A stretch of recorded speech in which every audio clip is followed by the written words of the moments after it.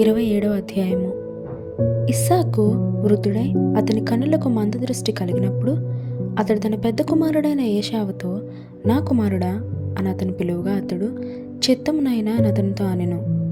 అప్పుడు ఇస్సాకు, ఇదిగో నేను వృద్ధుడను, నా మరణ దినము నాకు తెలియదు, కాబట్టి నీవు దయచేసి నీ ఆయుధములైన నీ అంబుల పొదిని నీ విల్లును తీసుకొని అడవికి పోయి నా కొరకు వేటాడి మాంసం తెమ్ము. నేను చావక మునుపు నిన్ను నేను ఆశీర్వదించినట్లు నాకు ఇష్టమైన రుచిగల భోజనములను సిద్ధపరిచి నేను తినుటకై నా యొద్దకు తెమ్మని చెప్పెను. ఇస్సాకు తన కుమారుడిగా ఏశావుతో ఇట్లు చెప్పుచుండగా రిబ్కా వినుచుండెను. ఏశావు వేటాడి మాంసం తెచ్చుటకు అడవికి వెళ్ళెను. అప్పుడు రిబ్కా తన కుమారుడగు యాకోబును చూచి, ఇదిగో నీ తండ్రి నీ అన్నయ్య అయిన ఏశావుతో, మృతుబంధకు మునుపు నేను తిని యెహోవా సన్నిధిని నిన్ను ఆశీర్వదించినట్లు నా కొరకు మాంసం తెచ్చి నాకు రుచిగల భోజ్యములను సిద్ధపరచమని చెప్పగా వింటిని. కాబట్టి నా కుమారుడా, నా మాట విని నేను నీకు ఆజ్ఞాపించినట్టు చేయుము. నీవు మందకు వెళ్ళి 2 మంచి మేకపిల్లలను అక్కడ నుండి నా యొద్దకు తెమ్ము. వాటితో నీ తండ్రికి ఇష్టమైన రుచిగల భోజ్యములను అతనికి చేసేదను. నీ తండ్రి మృతిబంధక ముందు అతడు వాటిని తిని నిన్ను ఆశీర్వదించినట్లు నీవు వాటిని నీ తండ్రి యొద్దకు తీసుకొని పోవాలనెను. అందుకు యాకోబు, నా సహోదరుడైన ఏశావు రోమము గలవాడు, నేను నున్నని వాడను గదా. ఒకవేళ నా తండ్రి నన్ను తడివి చూచుచును, అప్పుడు నేను అతని దృష్టికి వంచకుడునుగా తోచిన ఎడల నా మీదకి శాపమే గాని ఆశీర్వాదము తెచ్చుకొననని చెప్పాను. అయినను అతని తల్లి, నా కుమారుడా, ఆ శాపము నా మీదకి వచ్చునుగాక. నీవు నా మాట మాత్రము విని పోయి వాటిని నా యొద్దకు తీసుకొని రమ్మని చెప్పగా అతడు వెళ్ళి వాటిని తన తల్లి యొద్దకు తీసుకొని వచ్చాను. అతని తల్లి అతని తండ్రికి ఇష్టమైన రుచిగల భోజ్యములను సిద్ధపరిచెను.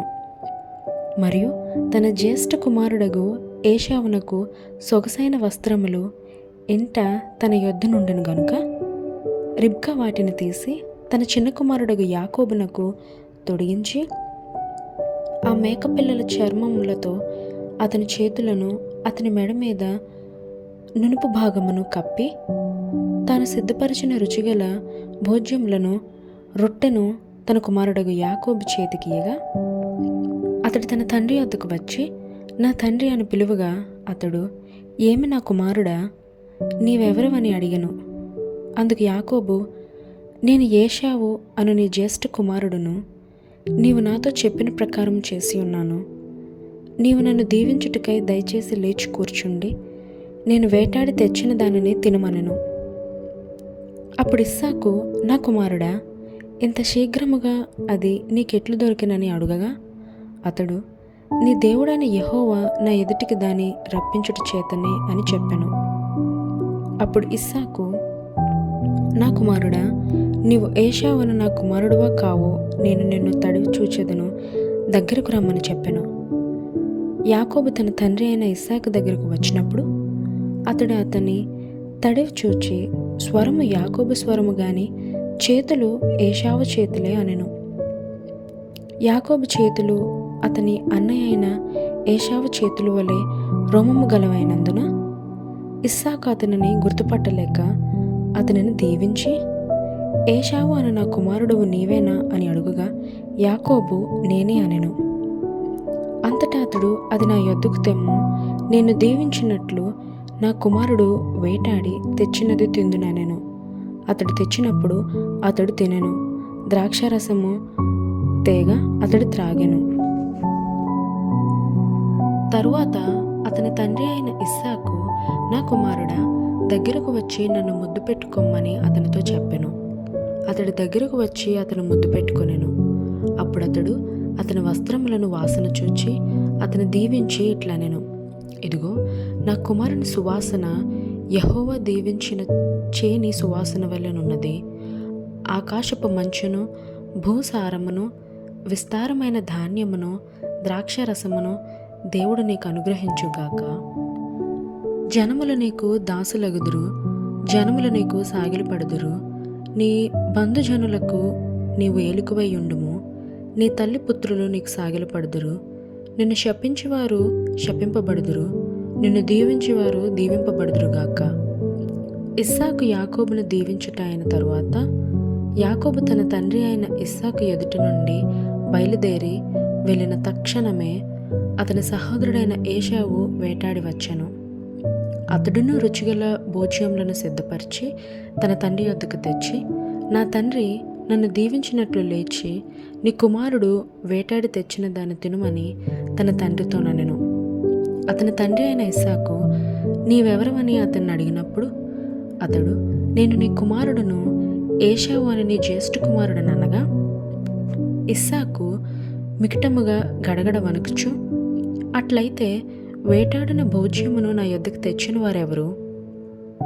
నీవు రాకమునుపు నేను వాటన్నిటిలో తిని అతనిని నిజముగా దీవించి తిని అతడు దీవింపబడిన వాడే అనెను. ఏశావు తన తండ్రి మాటలు వినినప్పుడు దుఃఖాక్రాంతుడై పెద్ద కేక వేసి, ఓ నా తండ్రి, నన్నును దీవించమని తన తండ్రితో చెప్పెను. అతడు, నీ సహోదరుడు కపటోపాయముతో వచ్చి నీకు రావాల్సిన దీవెన తీసుకొని పోయెను.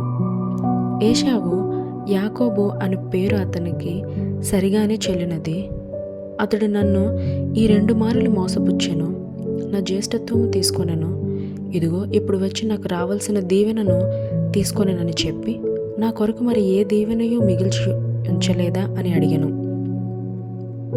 అందుకు ఇస్సాకు, ఇదిగో అతను నీకు ఏలికనుగా నియమించి అతను బంధుజనులందరినీ అతనికి దాసులుగా ఇచ్చేతని ధాన్యమును ద్రాక్షరసమును ఇచ్చి అతను పోషించెతును గనుక, నా కుమారుడా, నీకేం చేయగలనని ఏశావుతో ప్రత్యుత్తరమియ్యగా, ఏశావు, నా తండ్రి, నీ యొద్ద ఒక్క దీవెనయే ఉన్నదా? నా తండ్రి, నన్ను కూడా దీవించుమని తన తండ్రితో చెప్పి ఏశావు ఎలుగెత్తి ఏడవగా అతని తండ్రి అయిన ఇస్సాకు, నీ నివాసము భూసారము లేకయు పైనుండి పడు ఆకాశపు మంచు లేకయు నుండును. నీవు నీ కత్తి చేత బ్రతుకుదువు, నీ సహోదరునికి దాసుడు వగుదువు. నీవు తిరుగులాడుచుండగా నీ మెడ మీద నుండి అతని కాడి విరిచివేయుదు అని అతనికి ఉత్తరమిచ్చెను. తన తండ్రి యాకోబుకిచ్చిన దీవెన నిమిత్తము ఏశావు అతని మీద పగపట్టెను. మరియు ఏశావు, నా తండ్రిని గూర్చిన దుఃఖదినములు సమీపంగానున్నవి, అప్పుడు నా తమ్ముడైన యాకోబును చంపెదననుకొనెను. రిబ్కా తన పెద్ద కుమారుడైన ఏశావు మాటలను గూర్చి వినినప్పుడు ఆమె తన చిన్న కుమారుడైన యాకోబును పిలువనంపి అతనితో ఇట్లనెను, ఇదిగో నీ అన్నయ్య అయిన ఏశావు నిన్ను చంపెదనని చెప్పి నిన్ను గూర్చి తను తాను ఓదార్చుకొనిచున్నాడు.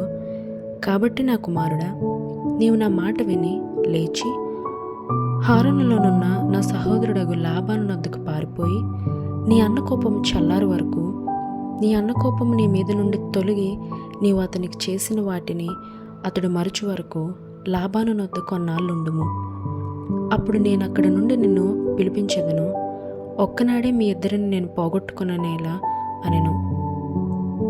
మరియు రిబ్కా ఇస్సాకుతో, హేతు కుమార్తెల వలన నా ప్రాణము విసికినది.